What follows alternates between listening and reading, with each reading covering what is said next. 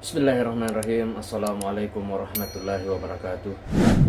Sahabat yang beriman dimanapun berada, semoga kita selalu dalam lindungan Allah Subhanahu wa Ta'ala. Kembali lagi di Sahabat Beriman Official atau SHB Official, dimana pada kesempatan yang mulia ini saya mencoba mengangkat pembahasan masih seputaran mimpi Muhammad Qasim, tetapi pembahasan kali ini tidak membahas tentang Dajjal ataupun Ya'juj dan Ma'juj, tetapi pembahasan ini di mana yang berjudul bantuan dan dukungan Allah Subhanahu wa Ta'ala sehari sebelum kiamat, dan poin kedua, batas waktu terjadinya hari kiamat dan tanda-tanda besar hari kiamat. Sahabat yang beriman, dua poin ini akan kita bahas pada kesempatan kali ini. Pembahasan pertama mengenai batas waktu terjadinya hari kiamat dan tanda-tanda besar hari kiamat. Bismillahirrahmanirrahim. Allahumma salli ala Sayyidina Muhammad wa ala ali Sayyidina Muhammad. Segala puji bagi Allah Subhanahu wa Ta'ala, Rabb semesta alam. Salawat dan salam kepada Nabi kita Nabi Muhammad sallallahu alaihi wasallam, keluarganya, para sahabat-sahabatnya, dan orang-orang yang mengikuti mereka hingga akhir zaman. Baiklah sahabat yang beriman, pembahasan ini masih menurut mimpi Muhammad Qasim mengenai batas waktu terjadinya hari kiamat dan tanda-tanda besar hari kiamat. Menurut mimpi Muhammad Qasim mengatakan, dalam mimpi ini aku berada di antara beberapa orang yang mendengarkanku dan mereka bertanya tentang mimpiku. Mereka bertanya kepadaku, berapa banyak waktu yang tersisa menjelang hari kiamat. Aku berkata kepada mereka, ketika perang dimulai dan semuanya akan menjadi bagian dari perang dunia ketiga atau Ghazwatul Hind. Setelah perang ini akan datang masa damai, perang yang akan berlangsung selama lebih kurang 4 tahun, dan setelah itu masa damai akan berlangsung selama 7 tahun. Kemudian setelah waktu ini Dajjal, Nabi Isa alaihissalam, dan Ya'juj dan Ma'juj akan datang. Jadi kira-kira setelah 11 tahun sejak perang dimulai, Dajjal akan muncul. Wallahu alam. Itulah mimpi Muhammad Qasim yang menyatakan batas waktu terjadinya hari kiamat dan tanda-tanda besar hari kiamat. Kemudian melanjutkan mimpi Muhammad Qasim mengatakan, dan awal perang dunia ketiga merupakan tanda bahwa hari kiamat sudah sangat dekat. Tidak banyak waktu yang tersisa sama sekali. Sangat berbeda dengan apa yang diklaim dan dikatakan beberapa orang bahwa peristiwa ini masih sangat jauh. Kemudian seseorang bertanya kepadaku, berapa banyak orang yang akan mati dalam perang ini? Kemudian aku kembali menanggapi, jika dari perspektif Ghazwatul Hind dan perang dunia ketiga, hampir 1 miliar orang akan mati dalam perang ini. Dan dalam perang melawan Dajjal, lebih banyak orang akan binasa. Sekitar 2 atau 2,5 miliar orang akan mati, dan kebanyakan dari mereka adalah orang muslim. Dan mimpi itu berakhir di sana. Sahabat yang beriman dimanapun berada, itulah poin pertama dalam mimpi Muhammad Qasim yang menyatakan bahwa batas waktu terjadinya hari kiamat dan tanda-tanda besar hari kiamat. Kemudian poin yang kedua yaitu bantuan dan dukungan Allah Subhanahu wa Ta'ala sehari sebelum kiamat. Menurut mimpi Muhammad Qasim yang mengatakan, 1 hari sebelum hari kiamat dan aku melihat sebuah gedung yang harus kupanjat. Aku tidak memiliki peralatan apapun untuk mencapai puncak gedung itu. Kemudian orang-orang mulai mengejekku dan mengatakan, bahwa itu adalah pekerjaan yang sia-sia saja. Kemudian aku melihat ada batu bata di salah satu dinding bangunan yang bisa diinjak. Dari sana aku mulai menginjak batu bata untuk bisa sampai ke atas gedung.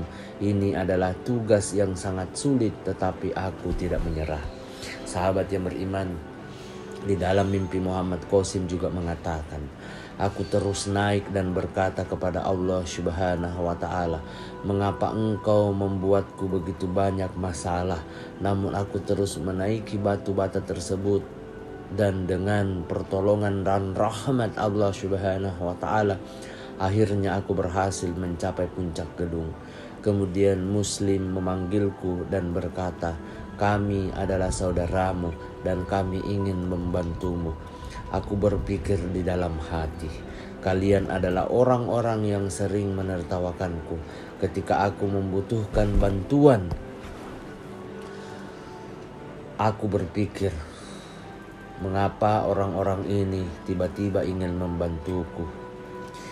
Kalian mengubah sikap kalian dan sekarang kalian mengatakan kepadaku bahwa kalian adalah seorang muslim sejati. Tidak, kalian sangat buruk. Allah Subhanahu wa ta'ala telah membuatku berhasil dan akan lebih baik bagiku untuk percaya kepada Allah Subhanahu wa ta'ala. Di masa depan dan di masa yang akan datang. Kemudian sahabat yang beriman, Muhammad Qasim melihat banyak mimpi di mana itu adalah hari terakhir sebelum kiamat atau hari penghakiman, tetapi Allah Subhanahu wa ta'ala dengan rahmatnya seringkali menundanya karena Muhammad Qasim belum menyelesaikan tugas yang diberikan kepadanya. Dalam mimpi pertama kiamat, Muhammad Qasim bercerita, aku sedang berbicara dengan Allah Subhanahu wa ta'ala dalam mimpiku dan dia berada atas tahtanya. Allah Subhanahu wa ta'ala berkata kepada aku dalam mimpiku, Qasim, selesaikan semua pekerjaanmu sebelum jam 6 sore. Setelah itu aku akan menggelar kiamat. Aku berkata, baik, dan mulai berjalan pulang. Sahabat yang beriman, kemudian dalam perjalanan aku melihat seorang gadis dan ingin menikahinya. Lalu aku mulai mengikuti gadis itu dan benar-benar lupa bahwa Allah Subhanahu wa ta'ala akan mendirikan kiamat pada jam 6 sore. Gadis itu berjalan sangat cepat sekali sehingga aku tidak bisa mengikutinya karena rintangan dan kerumunan besar juga memperlambat jalanku. Kemudian aku kehilangan gadis itu, namun aku terus mencarinya. Ketika aku yakin bahwa aku telah kehilangan dia, aku melihat jam tanganku dan jam sudah menunjukkan pukul 8 malam. Aku sangat terkejut dan ketakutan. Aku duduk sambil memegangi kepalaku, memikirkan apa yang telah terjadi.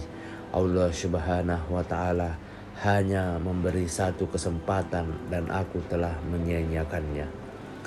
Tetapi kemudian timbul pertanyaan dalam hatiku, bagaimana aku bisa hidup sampai jam 8 malam? Aku berjalan kembali ke tempat di mana aku berbicara kepada Allah Subhanahu wa ta'ala dalam mimpiku dengan penuh ketakutan. Aku bertanya kepada Allah Subhanahu wa ta'ala dengan nada ketakutan, ya Allah, mengapa engkau belum menggelar kiamat?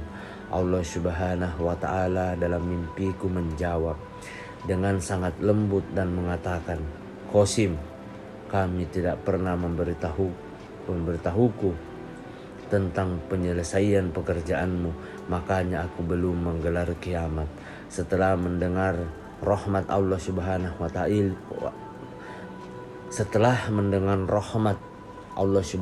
wa ta'ala, ini aku merasa lebih tenang. Setelah mendengar bagaimana aku bertemu seseorang gadis dan telah menyia-nyiakan semua waktuku untuk mengejarnya, yang pada akhirnya aku bahkan tidak bisa mendapatkannya. Allah Subhanahu wa ta'ala dalam mimpiku berkata, tidak masalah Qasim, aku telah memperpanjang waktu kiamat. Kamu pasti sangat lelah, pulang dan istirahatlah. Kemudian selesaikanlah pekerjaanmu pada hari apapun yang kamu pilih. Dan ketika kamu selesai bekerja, maka beritahu aku agar aku bisa menggelar kiamat. Wallahu alam. Sahabat yang beriman, kemudian lanjut mimpi Muhammad Qasim juga mengatakan di dalam mimpinya, aku sangat senang dan berkata kepada Allah Subhanahu wa Ta'ala dalam hatiku bahwa Allah Subhanahu wa Ta'ala sangat baik padaku hari ini, dan mulai sekarang aku hanya akan mengandalkan Allah Subhanahu wa Ta'ala saja.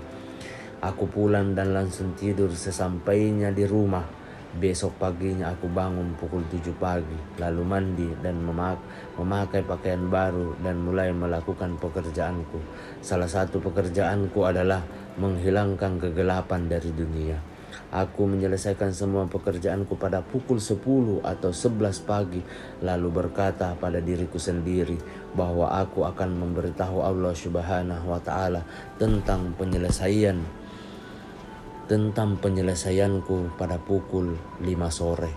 Untuk saat ini semuanya tenang dan damai. Aku dan semua orang-orang menikmati diri kami sendiri dan makan dari rahmat Allah Subhanahu wa Ta'ala. Sahabat yang beriman, di dalam mimpi Muhammad Qasim juga mengatakan, saat pukul 5 sore tiba, aku pergi ke tempat di mana aku berbicara kepada Allah Subhanahu wa Ta'ala dalam mimpiku dan berkata, dengan bantuanmu aku telah menyelesaikan pekerjaan yang engkau berikan kepada aku. Kemudian Allah Subhanahu wa Ta'ala berkata, baik Qasim, sekarang aku akan menegakkan kiamat. Kemudian aku bertanya kepada Allah Subhanahu wa Ta'ala, apakah engkau tidak menggelar kiamat kemarin karena aku? Dan apakah itu berarti engkau telah menambah masa hidup semua orang? Allah Subhanahu wa Ta'ala dalam mimpiku mengatakan kepadaku, aku tidak hanya saya menambah umur mereka, tetapi juga menambah rezeki bagi mereka. Dan mimpi itu berakhir di sana. Sahabat yang beriman dimanapun berada, hal yang sama terjadi kepada aku dalam kehidupan nyata. Pada bulan Oktober sekitaran tahun 2013, kata Muhammad Qasim, aku merasa telah menyia-nyiakan hidupku dan aku menyadari bahwa waktuku tidak akan pernah kembali. Kemudian Allah Subhanahu wa Ta'ala memberitahuku dalam mimpi pada Desember 2013 bahwa, Qasim, aku punya beberapa rencana yang sangat khusus untukmu sekarang, dan kamu istirahatlah dulu, dan setelah itu aku akan memberitahumu tentang apa yang harus kamu lakukan selanjutnya. Kemudian dalam mimpi di bulan April pada tahun 2014, Allah berkata untuk pertama kalinya dalam mimpiku, Qasim, ceritakan mimpimu ke seluruh dunia. Aku ingin semua orang tahu siapa dirimu. Wallahu alam bisawab. Demikianlah pembahasan tentang 2 poin penting yang harus kita ketahui sebelum mendekati kiamat, tentang mimpi Muhammad Qasim, batas waktu terjadinya hari kiamat dan tanda besar hari kiamat, serta bantuan dan dukungan Allah Subhanahu wa Ta'ala sehari sebelum kiamat. Sebagai kesimpulan dari pembahasan kita pada kesempatan yang mulia ini, yaitu mengambil sebuah pembelajaran dari mimpi Muhammad Qasim. Benar atau tidaknya itu hanya Allah Subhanahu wa Ta'ala yang mengetahuinya. Kita sebagai insan muslim biasa, manusia yang penuh banyak dosa, hanya menebarkan kebaikan, memberikan informasi, baik ini mimpinya benar ataupun tidak, hanya Allah Subhanahu wa Ta'ala yang mengetahuinya. Yang perlu kita jaga iman kita, jaga kelakuan kita, jaga sholat kita, dan tetap mengabdi kepada orang tua, kepada sesama, berbaik sangka kepada sesama manusia. Karena tidak ada manusia yang hidup kekal, semua akan menghadapi yang namanya kematian. Demikianlah pembahasan kita kali ini. Saya selaku pemilik channel SHB Official memohon maaf apabila ada salah kata ataupun ucapan di dalam video ini. Akhir kata, wabillahi taufiq wal hidayah. Wassalamualaikum warahmatullahi wabarakatuh. Jangan lupa subscribe, like, dan share.